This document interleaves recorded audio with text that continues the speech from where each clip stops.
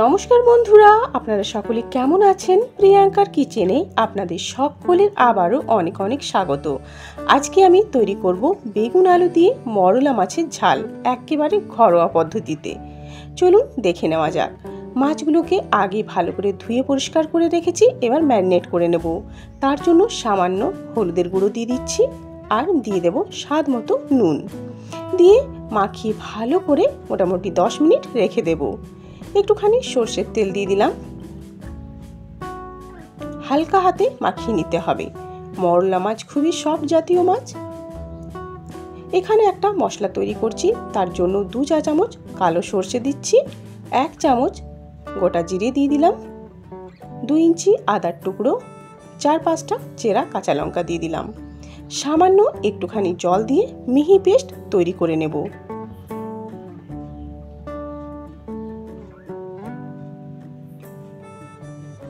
কড়াইয়ের মধ্যে দিয়ে দিচ্ছি সর্ষের তেল। তেলটা দিয়ে বেশ ভালো করে গরম করে নিতে হবে। খুব ভালো মতো করে তেলটা গরম করে নিয়েছি। এবার একে একে মাছগুলোকে দিয়ে ভেজে তুলে নিতে হবে। সব মাছগুলো একেবারে দেব না, কড়াইয়ের মধ্যে লেগে যাবে। মরলা মাছ খুবই সফট, সেই জন্য দিয়ে পরে একেবারে নাড়াচাড়া করা যায় না। মাছগুলোকে বেশ লাল করে ভেজে তুলে নিয়েছি। এবার বাকি মাছগুলো সেইভাবেই ভেজে নেব।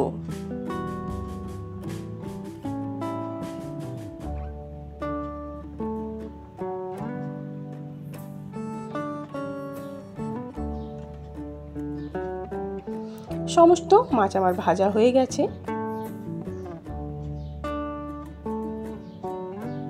এবার ওই তেলের মধ্যেই আমি একটা বেগুনকে লম্বা করে কেটে রেখেছিলাম, সেটা দিয়ে বেশ লাল করে ভেজে নেব। আমি বেগুন আলু দিয়ে মরলা মাছের ঝাল তৈরি করছি। সামান্য একটুখানি হলুদ ও নুন দিয়ে দিচ্ছি। বেগুনগুলো ভাজা হয়ে গেছে, বেগুনগুলো তুলে রেখে নেব।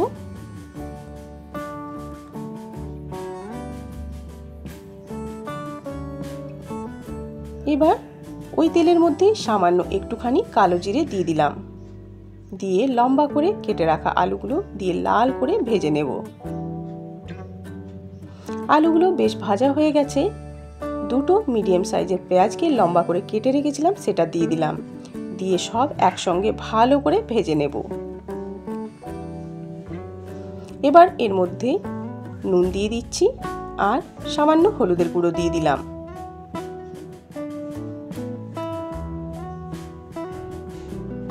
এবার আগে থেকেই সর্ষে, জিরে, কাঁচা লঙ্কা, আদার পেস্টটা বেটে রেখেছিলাম, সেটা দিয়ে দিলাম। দিয়ে খুব ভালো মতো করে কষিয়ে নিতে হবে।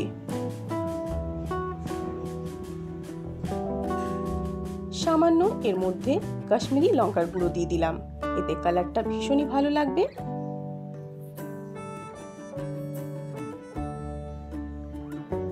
সামান্য একটুখানি চিনি দিয়ে দিলাম। একটা টমেটোকে লম্বা পাতলা করে কেটে রেখেছিলাম, সেটাও দিয়ে দিলাম। মশলাটা বেশ ভালো মতো করে এভাবেই কষিয়ে নিতে হবে। মশলাটা বেশ ভালো মতো কষানো হয়ে গেছে। এবার আলুগুলো যাতে সেদ্ধ হয়ে যায় সেই পরিমাণে একটুখানি জল দিয়ে দিচ্ছি। জল দিয়ে কিছুক্ষণের জন্য ঢাকা দিয়ে দেব।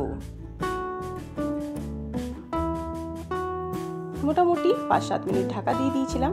আলুগুলো বেশ সেদ্ধ হয়ে এসেছে। 2টো চেরা কাঁচা লঙ্কা এর মধ্যে দিয়ে দিলাম।